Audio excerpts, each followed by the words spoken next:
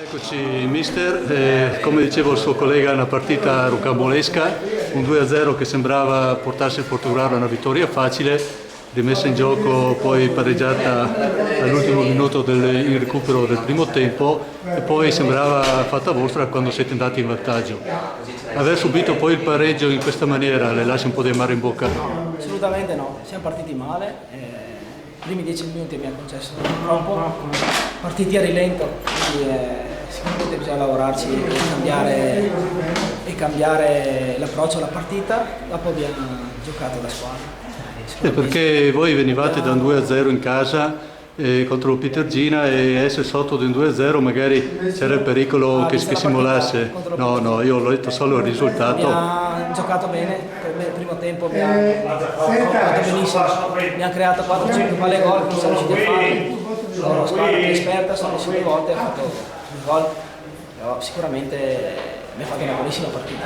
Oggi altrettanto, a parte i primi 10-15 minuti, ripeto, siamo partiti magari non bene, poi ci siamo messi là, abbiamo fatto partita. Quello che mi dispiace è sicuramente il secondo tempo che non abbiamo giocato da squadra.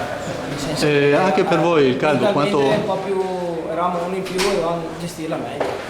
Come l'uomo in più non sempre però stando alle statistiche. Come noi mercoledì siamo rimasti lo stesso in 11 contro 10, pensavo fosse servita di lezione, invece non è servita.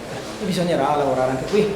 E il caldo l'avete patito? O... Penso che l'ho partito in panchina da fermo, immagina gli altri dal campo. Che comunque la partita è stata giocata a buoni ritmi, solo che il caldo sicuramente... Allora, un'ultima battuta sulla proiezione di domenica prossima, che è un altro derby, la prima di campionato. E dopo quanto ha visto ci va con un pizzico di ottimismo in più?